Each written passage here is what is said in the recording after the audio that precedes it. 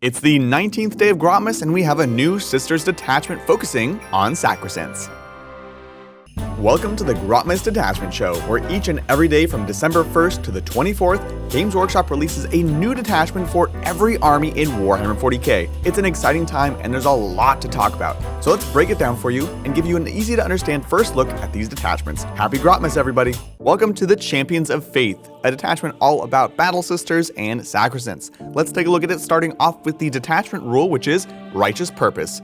In this rule, you can discard up to 3 miracle dice in your command phase, and for each one that you discard, you can make a unit righteous. This allows you to grant a single unit +1 to move, +1 leadership, and +1 weapon skill and ballistic skill for Battle Sister squads, Sacresants, and Warsuits.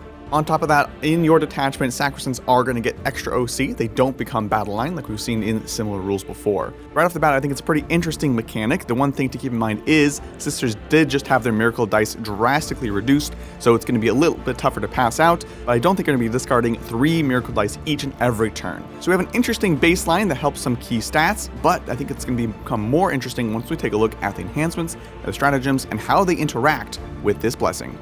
We have, of course, 4 enhancements to take a look at, starting off with the Triptych of Judgment. At 15 points, this enhancement grants the bearer squad the ability to ignore negative modifiers to weapon skill, ballistic skill, and hit rolls. This kind of jives with similar abilities that we've seen. At 15 points, it is nice and reasonable. However, you have to think about what are going to be those big infantry squads that you're attaching this to. Mark of Devotion, clocking in at 30 points, grants the bearer +1 attacks in melee, and if their unit is righteous, +2 attacks and +1 damage. This one is a very spicy ability. I know 30 points is expensive, but there are some decent beats to characters that you can attach this to. Looking at you, the Palatine. Eyes of the Oracle only comes in at 10 points, so nice and cheap, and it grants the bearer's attacks precision, and they get +1 CP when killing a character.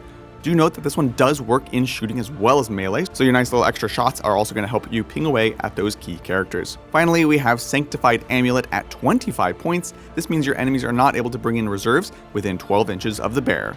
Always a powerful ability. The question is who we're going to be putting this on. I think in many cases it will be the Imagifier sitting on the back objective with those Battle Sisters. All in all, these enhancements are interesting. They're not blowing anything out of the water, but they all have their place. I think frankly you're probably getting rid of precision, you're taking the ignore modifiers if you have the right unit for it, you're definitely taking the bonuses to attacks, and the preventing deep strikes within 12 is great because it's going to really help you go farther with less units protecting the backfield.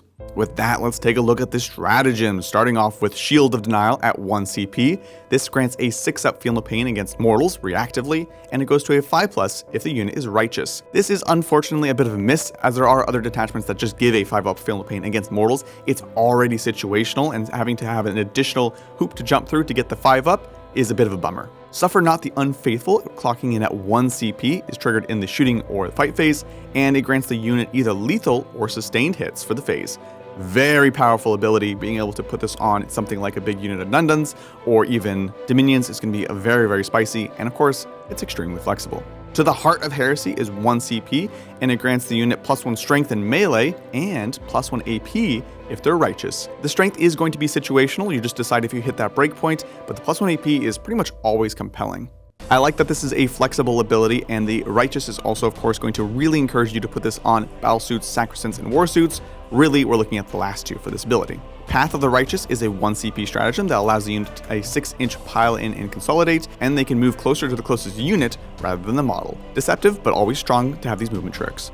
Bastion of Faith is a 1 CP stratagem that grants Sacresants -1 to be hit in melee, and you can pass it to another unit of Sacresants within 6 inches if their first unit is righteous. -1 to hit in melee is going to be useful situationally. The extra righteous ability is kind of a miss, as it requires you to not only have a righteous unit, but also have another unit of Sacresants within 6 inches.